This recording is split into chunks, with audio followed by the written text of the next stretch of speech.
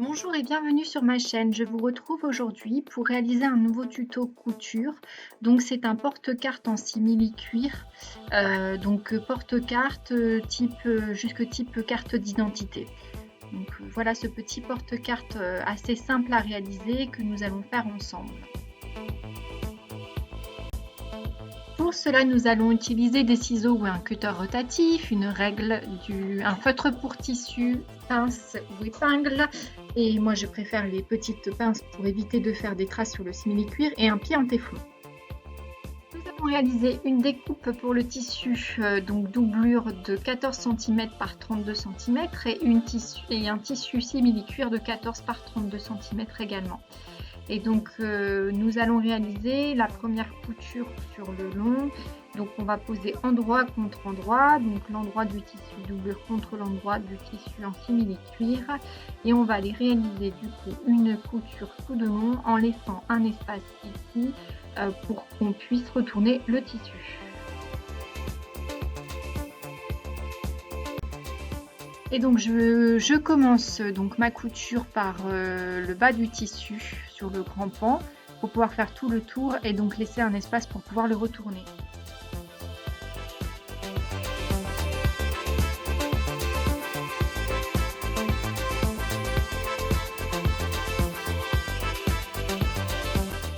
Nous allons retourner le tissu pour travailler les coutures sur l'endroit.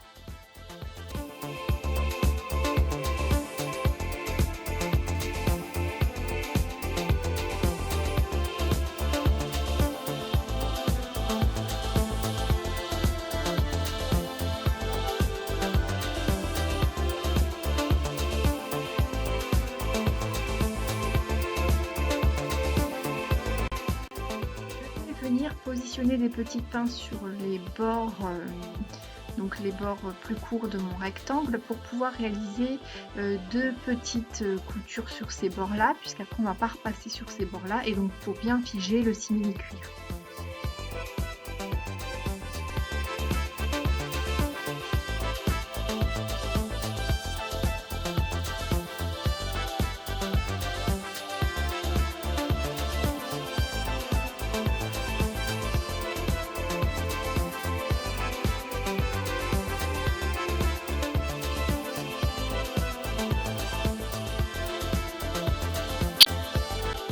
Et donc je viens couper les fils sur mon côté, donc comme on peut bien le voir, les coutures sur le côté vont bien permettre de figer le tissu et ça va faire une plus belle finition. Je viens donc couper mes fils.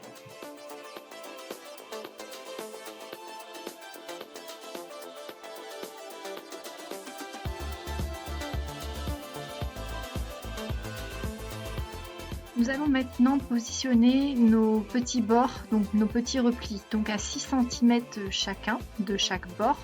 Donc c'est les petits replis pour pouvoir mettre les cartes. Donc là il faut vraiment prendre un équerre pour bien faire l'angle droit, bien positionner le simili-cuir contre l'autre simili-cuir pour réaliser la couture.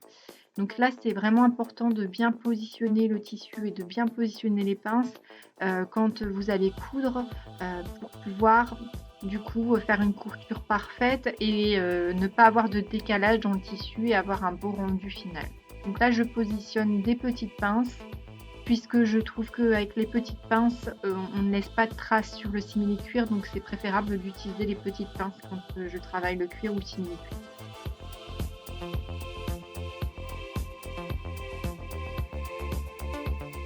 Et donc je viens réaliser du coup une couture sur le long de mon rectangle, donc tout le long. Là je vais vraiment insister sur tout le long, bien positionner à chaque fois mon simili-cuir pour que ça fasse un beau rendu. Et c'est là l'importance du pied en téflon parce que ça va permettre à votre machine de bien faire glisser le tissu et donc d'éviter que votre fil fasse des nœuds et que ça ne fasse pas un beau rendu. Et donc c'est à présent terminé, je vais venir couper les derniers fils donc il me reste de mes coutures. Et là voilà, vous avez votre porte-carte qui est enfin terminé. Donc ici, voilà, j'ai mis des petites cartes. Donc je vous dis, pour moi, cette taille-là, c'est idéal pour taille carte de crédit, mais également une carte d'identité peut passer sur ce modèle-là.